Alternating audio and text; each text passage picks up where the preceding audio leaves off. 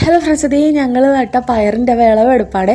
ഇതിങ്ങനെ കായ്ച്ച് കിട്ടുമെന്നൊന്നും യാതൊരു പ്രതീക്ഷയും ഉണ്ടായിരുന്നില്ല. കാരണം എന്ന് വെച്ച് കഴിഞ്ഞാൽ ഇത് കുഞ്ഞായിരിക്കുമ്പോൾ തന്നെ കുരുടിച്ച് പോയതാണ് കേട്ടോ. പക്ഷെ ഞാൻ എങ്ങനെയൊക്കെ വളമൊക്കെ ഇട്ട് നല്ല സെറ്റാക്കി എടുത്തിട്ട് ഇതിൽ ഒരു കറിക്കുള്ള പയർ കിട്ടിയിട്ടുണ്ട്. അത്രയ്ക്ക് നല്ല മുഴുപ്പനുള്ള നല്ല പയറാട്ടോ കിട്ടിയിരിക്കണത്. കുറേയൊക്കെ മിറ്റിപ്പോയി. ഞാൻ ഒരു പയർ നിർത്തിയിട്ടുണ്ട്, കാരണം വിത്തിനെടുക്കാൻ വേണ്ടിയിട്ട് അങ്ങനെ നിർത്തിയാണ് കേട്ടോ.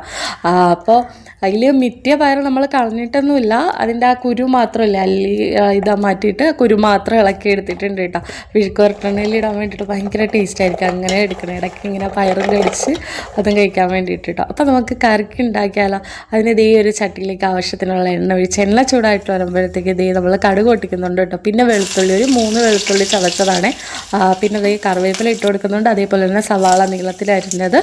ഇനി ഇതിലുള്ള മസാല എന്ന് പറയുമ്പോൾ കുത്തുമുളക് പൊടി ഇടുന്നുണ്ട്. അതേപോലെ തന്നെ മഞ്ഞൾപ്പൊടി, എന്തിട്ടാണ് കുരുമുളക് പൊടിയും കൂടി ഇട്ട് കൊടുത്തിട്ട് നന്നായിട്ട് ഇളക്കി കൊടുക്കുന്നുണ്ട് കേട്ടോ. ആ മസാലയുടെ ഒക്കെ കുത്തൽ പോകുന്നവരെ ഇളക്കി കൊടുത്തിട്ട് അതിലേക്ക് നമ്മുടെ പച്ചപ്പയറും കൂടി ഇട്ട് കൊടുത്തിട്ട് നന്നായിട്ട് ഇളക്കി കൊടുക്കുന്നത്. സത്യം പറഞ്ഞു കഴിഞ്ഞാൽ ഉപ്പിടാൻ വേണ്ടിയിട്ട് മറന്നു പോയിട്ടോ. അതാണ് ആ ഒരു ഇളക്കൽ ഇടയ്ക്ക് വന്നത് കേട്ടോ. പിന്നെ ഉപ്പും കൂടി ഇട്ട് കൊടുത്ത് എന്നിട്ട് നന്നായിട്ടൊന്ന് ഇളക്കിയതിന് ശേഷം നമുക്കതൊന്ന് മൂടി വയ്ക്കാതെ ഒരു 2 മിനിറ്റൊക്കെ ആകുമ്പോൾ മൂടി തുറന്ന് ഇതേപോലെ ഇടയ്ക്കിടയ്ക്കൊന്ന് ഇളക്കി കൊടുക്കണം. ഇല്ലെങ്കിൽ എന്ത് ചെയ്യുമെന്ന് വെച്ചാൽ അടി പിടിച്ച് പണ്ടാരടങ്ങി കരിഞ്ഞു പോകും കേട്ടോ.